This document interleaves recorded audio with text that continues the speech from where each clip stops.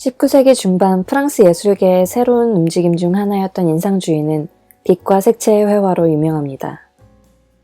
사실 성과 소묘, 그리고 빛과 색채로 양분되는 것은 서양 미술 역사에서 지속되어 왔는데요. 중세 르네상스 때는 이탈리아에서 피렌체를 중심으로 성과 소묘를, 베니스를 중심으로 빛과 색채를 강조했고, 17세기 프랑스에서는 푸생파와 루뱅파로 나뉘어 성과 색에 대한 대립이 이어졌습니다. 성과 색채의 대립은 곧 지성과 감각의 대립이자 회화가 교양의 한 영역으로서 교육을 받은 자만 이해할 수 있는 것인지, 또는 미술문외한이라 하더라도 모든 사람이 가치를 평가할 수 있는지에 대한 대립으로 볼 수 있습니다. 이는 다시 신구전주의와 낭만주의의 성과 색의 대립으로 이어졌고, 19세기에선 사실주의가 선을, 인상주의가 빛을 강조한 것으로 볼 수 있습니다. 인상주의 화가들은 밖으로 나가 실제 않은 빛과 색채를 그들만의 방식으로 담아내고자 했습니다. 하지만 이런 회화의 주제나 스타일은 고전적인 취향을 지닌 아카데미로부턴 외면을 당했고, 당연히 유일한 공식 전시회였던 살롱에도 출품되지 못합니다. 이윽고 1874년 5월, 모네, 르누아르, 시슬리 등을 중심으로 사진작가 나다르의 작업실에서 첫 번째 전시를 열게 되었고, 이때 출품된 모네의 작품 중에 인상, 해돋이가 있었습니다. 그리고 이 제목을 따서 이들은 인상주의자라고 불리게 됩니다. 인상주의 작품들은 여러 가지 특징이 있지만 크게 세 가지를 꼽을 수 있습니다.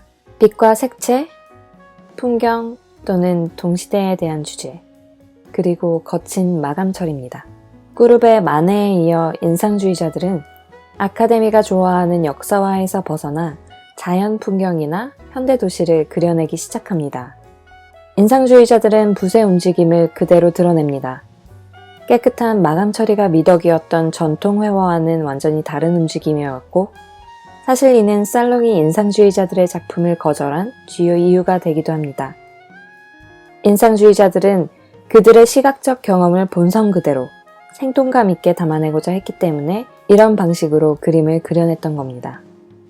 재미있는 사실은 이로써 작가들이 그림을 완성하면서 어떤 과정을 거쳤는지, 어떤 도구를 썼는지가 보이게 되었고, 작가들의 개성이 고스란히 담기게 되면서 작품의 진위 여부를 가리기도 쉬워졌습니다. 그리고 이러한 인상주의는 작가의 개성이 더욱 강해지는 후기 인상주의로 이어집니다. 쇠라, 고갱, 고흐, 세잔을 대표적인 후기 인상주의자로 꼽을 수 있습니다. 이들의 그림이 비슷했다기보단 모두 작가의 개성을 극대화하여 그림을 그렸고, 후대 미술에 각각 큰 영향을 미쳤다는 게 공통점입니다. 먼저 쇠라는 점묘법이라는 실험적인 방법으로 그림을 그렸고, 이 때문에 폴 시냐 등과 함께 신인상주의자로 분리되기도 합니다. 이들은 분리된 점을 찍어 회화를 완성하며 보다 과학적인 기법으로 그림을 그리고자 했습니다. 그리고 고갱은 원시적이고 이국적인 주제를 추구했고, 고흐는 예술적 독립성을 강조하며 자신만의 기법을 만들어 나갔습니다. 이는 표현주의로 이어지게 되는데, 뿐만 아니라 고갱과 함께 야수주의가 시작되는 데 영향을 미치기도 했습니다. 세잔은 사실 인상주의자들의 첫 번째 전시에 참여하기도 했는데, 작품 활동을 다른 양상으로 전개해 갔습니다.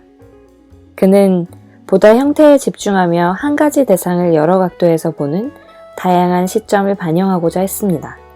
그리고 이는 피카소와 같은 입체주의의 탄생으로 이어지게 됩니다.